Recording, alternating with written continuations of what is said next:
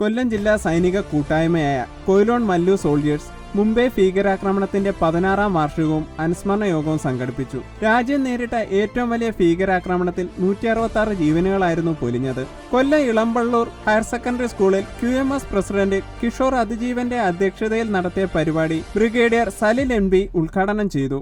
Lieutenant colonel Arun Sathyan, lieutenant colonel Apoorva, principal Anilkumar, headmaster Manu R, ANO Sarath Sasi എന്നിവർ സന്നിഹിതരായ അനുസ്മരണ യോഗത്തിൽ സംഘടനയെ പ്രതിനിധീകരിച്ച് president Kishore Athijeevan, treasurer Aneesh Philip, vice president Sajith Maruthadi, programme coordinator Vinod Kadakkal കൂടാതെ 150ഓളം NCC കേഡറ്റ്സ്, 20ഓളം QMS അംഗങ്ങളും പങ്കെടുത്തു.